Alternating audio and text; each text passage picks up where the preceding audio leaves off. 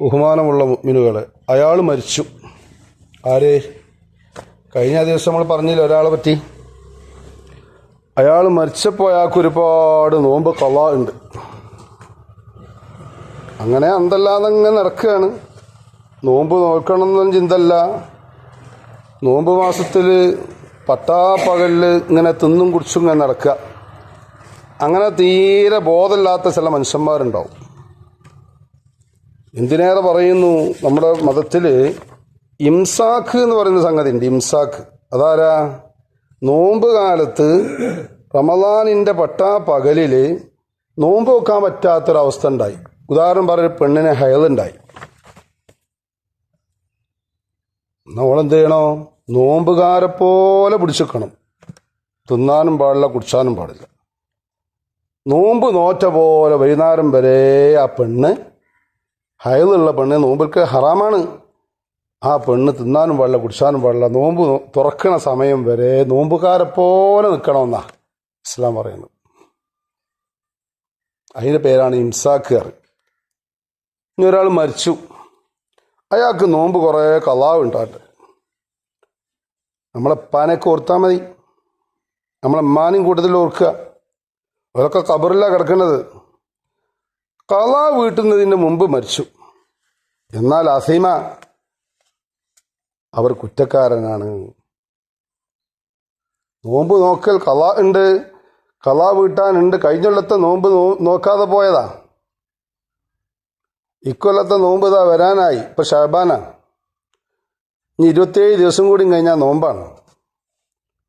അപ്പോൾ ആ കഴിഞ്ഞ നോമ്പ് ഇങ്ങനെ ഖളാ വീട്ടാണ്ട് എങ്കിൽ വേഗം വീട്ടിക്കോളി, മരിച്ചാൻ കാത്തിക്കണ്ട. അഥവാ ഖളാ വീട്ടാൻ സൗകര്യപ്പെടുന്നതിന് മുമ്പ് അയാൾ മരിച്ചു പോയാലോ ആസീമ, അയാൾ കുറ്റക്കാരനായി. ആണാവട്ടെ പെണ്ണാവട്ടെ. ഇനി എന്ത് ചെയ്യണമെന്നാ? വ ഉഖ്രിജ മിൻ തരിഖത്തിഹി, ഈ മരിച്ച ആളുടെ മുതലുണ്ടാവും. അയാളെ മുതലിൽ നിന്ന് പുറപ്പെടുവിക്കപ്പെടണം. ലി കുല്ലി യൗമിൻ മുദ്ദാനി, ഓരോ ദിവസത്തിനും 2 മുദ്ദ. മരിച്ചിട്ട് ആൾ മരിച്ചുപോയി. മയ്യത്ത് മറമാടി, മക്കളൊക്കെ കൂടി. ഇനിയിപ്പോൾ എന്താ? ഉപ്പാൻ്റെ മുതൽ, ഉമ്മാൻ്റെ മുതൽ ഓരിച്ചെടുക്കാനുള്ള ചിന്തയാണ്, ചർച്ചയാണ്. അപ്പോൾ ചർച്ച തുടങ്ങി, ഓരിച്ചെടുക്കണമല്ലോ. അപ്പോൾ ഇപ്പാൻ്റെ മുതൽ എന്തെങ്കിലും ഉണ്ടോ, അല്ലെങ്കിൽ ഉമ്മാൻ്റെ മുതൽ, ഉമ്മ മരിച്ചിക്കുകയാണെങ്കിൽ മുതൽ എന്തെങ്കിലും ഉണ്ടോ? ആദ്യം ഇന്ന് ഓരിക്കണതിന് മുമ്പ് നോമ്പ് വല്ലതും പൊയ്ക്കണോ നോക്കണം. പൊയ്ക്കണമെങ്കിൽ ആ നോമ്പിനൊക്കെ ഓരോ ദിവസത്തിനും 2 മുദ്ദ് കൊടുക്കണം. എന്തിനാ 2 മുദ്ദ് പറയാം? മുദ്ദുല്ലി തഅഖീരി, ഒന്ന് നോമ്പ് പിന്തിച്ചതിന്. കഴിഞ്ഞ കൊല്ലത്തെ നോമ്പ് കഴിഞ്ഞിട്ട് ചെറുനാൾ വന്ന്, ചെറുനാളിൻ്റെ അവിടുന്ന് 11 മാസം ഇങ്ങനെ പോന്ന്, പിന്നെ അടുത്ത കൊല്ലത്തെ നോമ്പ് കൊണ്ട് വരുന്നതിൻ്റെ മുമ്പ് ഇയാൾ മരിച്ചല്ലോ. അപ്പം ഇങ്ങനെ പിന്തിച്ചതിനൊരു മുദ്ദ്, നഷ്ടപരിഹാരം. വ മുദ്ദുൻ ലിൽ ഫവാത്തി, ഒരു മുദ്ദ് നോമ്പ് നഷ്ടപ്പെടുത്തിയതിനും. അപ്പോൾ ഒന്ന് നോമ്പ് നഷ്ടപ്പെടുത്തിയതിന്, ഒന്ന് പിന്തിച്ചതിന്. ശരിക്കും മനസ്സിലാകണ്ട, 2 മുദ്ദായിപ്പോൾ. ഇനി നമ്മൾ ഈ ആള് പിന്തിച്ചത് സുഖമില്ലായിട്ടാണ് കുട്ടിക്കോളി. കഴിഞ്ഞ കൊല്ലത്തെ നോമ്പ് നോറ്റിയില്ല. നോമ്പാണ് കഴിഞ്ഞിട്ട് പിന്നെ ഫുള്ള് രോഗമാണ്. ശ്വാസം മുട്ട് രോഗമോ ക്യാൻസറോ എന്തെങ്കിലും രോഗമായിട്ട് ഇങ്ങനെ 11 മാസക്കാലം ഇങ്ങനെ അല്ലെങ്കിൽ 10 മാസം, അല്ലെങ്കിൽ 9 മാസം, അല്ലെങ്കിൽ 7 മാസം ഇങ്ങോട്ടൊക്കെ കൂട്ടാം. ഇങ്ങനെ സുഖമില്ലാണ്ട് ആശുപത്രി ആയിട്ടും ഇങ്ങോട്ട് കൊടുന്നിട്ടും കൊണ്ടുപോയിട്ടും ഇങ്ങോട്ട് കൊടുന്നിട്ടും കൊണ്ടുപോയിട്ടൊക്കെ ഇങ്ങനെ പോയി. അങ്ങനെ പോയാൽ ഫലാ ഇസ്മ, അയാൾ കാരണം കൊണ്ടാണ് പിന്തിച്ചത്, അയാൾ കുറ്റക്കാരനാകൂല. വലാ യജിബു ഹീന ഇതിൻ, ആ സമയത്ത് അയാൾക്ക് എന്തില്ല? കുറ്റമില്ല. അതിന് മുദ്ദും കൊടുക്കേണ്ട. ഇനി മുദ്ദ് കൊടുക്കേണ്ട ഒന്നാണ്. എന്തിന്? നോമ്പ് നഷ്ടപ്പെട്ടല്ലോ, അതിനൊരു മുദ്ദ് കൊടുക്കുക. തിരിഞ്ഞില്ലപ്പോൾ? ആദ്യം പറഞ്ഞാക്ക് 2 മുദ്ദ്, ഇപ്പം പറഞ്ഞാക്ക് 1 മുദ്ദ്. അല്ലാഹു തആല കബൂലാക്കട്ടെ. സംശയമൊക്കെ ഉണ്ടെങ്കിൽ ചോദിക്കണം കേട്ടോ. അൽഹംദുലില്ലാഹി റബ്ബിൽ ആലമീൻ. اللهم صل على سيدنا محمد وعلى آل سيدنا مولانا محمد. أرحم الرحمن الملك الجبار الله. സാധുക്കളായ ഞങ്ങളുടെ പ്രഭാത സമയത്തുള്ള കുറച്ച് സംസാരങ്ങൾ നീ കബൂലാക്കുന്ന കൂട്ടത്തിൽ ചേർക്കണം റഹ്മാനെ. അല്ലാഹുവേ, ഞങ്ങൾക്കൊക്കെ ആഫിയത്ത് നൽകണം അല്ലാഹ്, ആരോഗ്യം നൽകണം അല്ലാഹ്. ഇബാദത്തിന്റെ സീസണുകളാണ് വരുന്നത് റഹ്മാനെ. പരിശുദ്ധ റമദാനിന്റെ മുമ്പിൽ വെച്ച് ഞങ്ങൾ ആരെയും രോഗികളാക്കല്ല അല്ലാഹ്. സന്തോഷത്തോടുകൂടെ ആരോഗ്യത്തോടുകൂടെ വ്രതമനുഷ്ഠിച്ച് തറാവീഹുകൾ നിസ്കരിച്ച് ഖുർആനിനെ നന്നായി ഉപയോഗപ്പെടുത്തി ഖത്മുകൾ തീർക്കാൻ ഞങ്ങളെ നീ സഹായിക്കണം അല്ലാഹ്.